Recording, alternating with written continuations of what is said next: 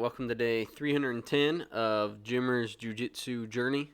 I'm going to spend a minute or two here talking about my recovery, what I do for recovery, and then what I do for warm-up before practice, and what I'll do for warm-up before the next competition. And then I've got a 5-minute gi round that I'll talk over. For warm-ups, if I've got practice at, let's say, 7 p.m., I start by like 6:25, 6:30, jumping jacks, push-ups, kind of some different yoga poses where I'm getting the muscles activated and maybe stretched out a little bit. And do that, get the blood pumping for high knees, butt kickers, stuff like that. Do that for 5-10 minutes and then stretch out really good for 5-10 minutes. So it's normally 20 minutes or less of a warm-up and stretching. But I get to class and I feel 100% ready to go. Last night we went straight from our little guys' wrestling practice straight to jiu-jitsu. I didn't have the time to do that. And after one 5-minute round in the gi, my forearms were real sore and like filling with blood. Felt like they did during my first jiu-jitsu tournament. And I think it was because I didn't warm up. I went to gi class today, and that did not happen. So I think that the warm up and stretching has kind of become key for me. Make sure my body's ready to go. For recovery, biggest thing I wanted to plug again. I don't make any money from this. I should figure out a way to make money from it with how many people I've sent it to, but. Is a little portable home sauna. If you've watched any of the UFC embeddeds heading up to the big UFC cards, you've seen the guys sitting in the saunas in the hotel rooms. We got one of those. I do it every single night for 20 to 30 minutes, and it is unbelievable what it has done for my muscles. I'm somebody that's always gotten hurt in sports growing up. Pulled my calf, pulled my back, broke my collarbone. Pulled my left hamstring really bad, pulled my groin really bad. Just kind of always had soft tissue stuff. Started jiu-jitsu, and if I went like 3 days in a row, by day 4, my left elbow, my left shoulder were not feeling good. And if I went a 4th, a 5th day in a row, then my left arm was only like somewhat usable. Like I couldn't really lift it higher than this. That's the biggest things that I've had is my shoulders, my neck, my elbows. However, since we've started this sauna, I don't have any of that. It's crazy what it's done for my recovery. So I'll plug that all day. I recommend it to anybody. I guess the science behind it is when you're frying your body like that at real high temperatures, it releases heat shock proteins that help rebuild the muscles and all that. So I can roll 5 days in a row now and wake up the next day ready to go again. So it's been unbelievable what it's done for my recovery. I don't normally stretch after class. I've read that you should, but I just don't. I stretch really good before class.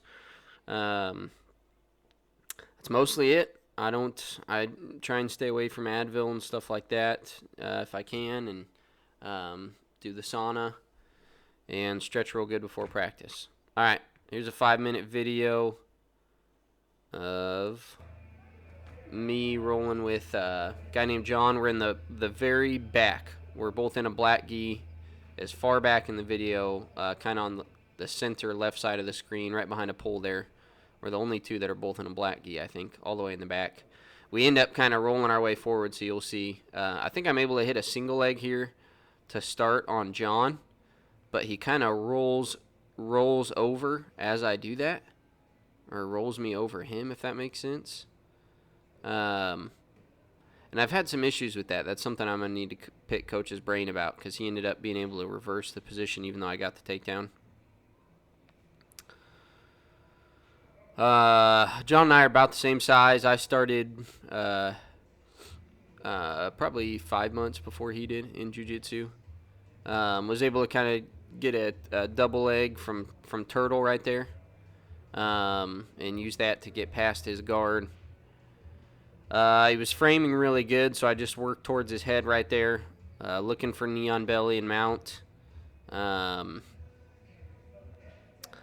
think I end up going Kimura here instead, just kind of the way that he was on his side. I'm not great about finishing it. I know you need to get in real tight there and pull it up, but I just haven't had a huge amount of luck with it. Trying to keep hold of that arm bar there, but he's able to stack me up and get out of it. From here, I've got almost nothing. When they're standing up, I'm on the ground. I have no jiu-jitsu game at all, essentially, to be honest. It's not something I'm really going to focus on big time before this next tournament. If I end up in that position, I'm just going to stand up. I've got his. I'm trying to pull him under me, so I at least end up in his guard rather than him on my back. Seeing if I could break the guard there while I'm doing it, but I don't think I was able to. I think, yeah, so he's got me in his full guard now. From full guard, I'm trying to go 2-on-1. You'll see. Take one arm, smash it to his chest. If I can break it real easy from my knees, and I will. Most of the time you can't, though. So I stand up with the leg. With one leg, almost go over there. That's not my specialty there, standing up out of there. I think I just need to strengthen my legs, get more squats and stuff in or something. Able to break the grip here. Move around, trying to get into... I was able to get past his guard into north-south.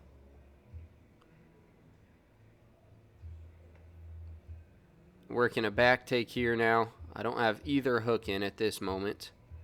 And he bust out of it. I should have been working harder for my hooks there to immediately get those sunk in. We got about 2 minutes left in this round.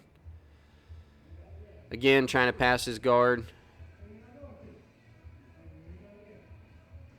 Get to side control. Looking for mount here. Looking knee on belly mount or arm bar if I can't. If that doesn't work out. But for sure trying not to let him get his guard back first and foremost.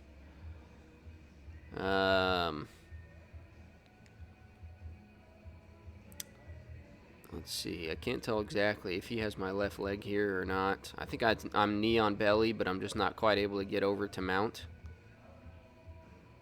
Again, kind of end up in a Kimura position here.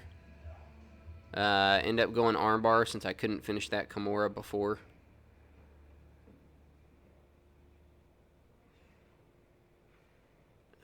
Rolled him over, trying to finish the armbar.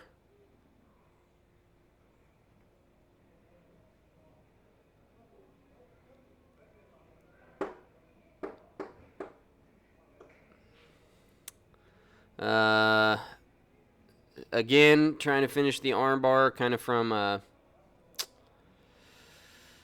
in odd position. Just this morning, I picked Coach's brain on when I end up here, how to finish the inverted armbar. I think that's inverted armbar. That doesn't sound right. Whatever it is. End up just kind of losing that. He ends up in my guard. From my guard, I'm looking mostly armbar. If I can set up kind of your textbook armbar from the guard. Or this one, you'll see right at the end of the video, about 20 seconds from now, I'm able to hit the hip bump right as the round finishes.